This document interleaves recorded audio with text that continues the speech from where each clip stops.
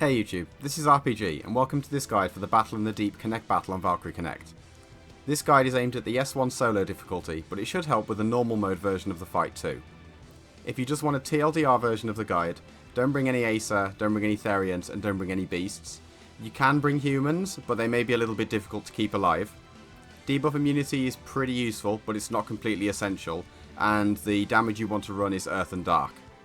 If we look at the resistances of the enemies in the Connect, you can see Aegir is weakest to Dark and then Earth. This is pretty handy because we're going to need to use those elements to deal with the crystals, and more on that in a moment. Aegir's auto skill inflicts water attack damage and Vortex for 3 turns to your whole team. The Vortex applies only to Acer, Therians and Beasts, but it will hard CC them and lock them out of the fight more or less indefinitely. On S1 and higher, this will also inflict Aqua Field and Curse for 3 turns to your whole team too.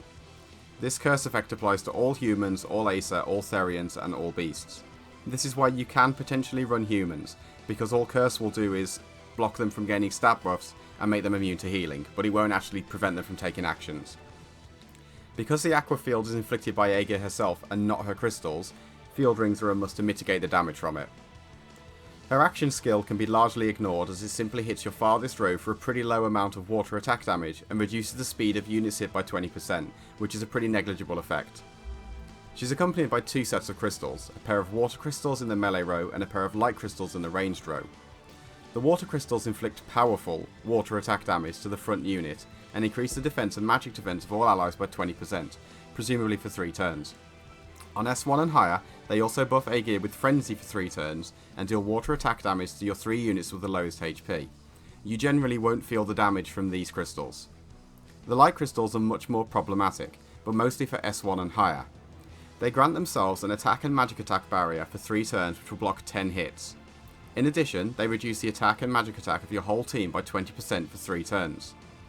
On S1, they also restore a significant amount of HP to Aegir, as well as inflict slow for 3 turns to your 3 units with the lowest HP. This slow effect applies to all units regardless of race. The light crystals are extremely dangerous, so my strategy is to try and kill them as soon as possible. You can see in the video that I stacked my AoE or backsnipe Dark Gear onto slot 1 for a few of my units, so that if they proc, they kill the light crystals instantly as soon as I start the fight. This means that they never get to apply a barrier, they never get to slow units, and they don't apply the attack and magic attack debuffs for that very first phase. And that really helps me auto-solo the rest of the fight. It's very hard to recommend gear and units to accomplish this, as almost all of the gear that I'm using for it is old collab or event gear that you may not have. If you really struggle to take them down, you could potentially try using Wyvern's Bow or Dragoon's Bow, as a single proc from these items will almost remove the barrier immediately and make it easier for you to consistently land damage on the crystals.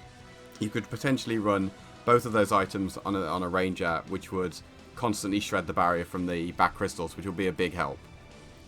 In terms of other units, if you have any of the other boosted units, definitely use them, especially Dinner, as she provides the ever important team-wide stat debuff immunity. Esquire can be a perfectly fine option if you have her, as the constant quick from her skill to female units is always handy.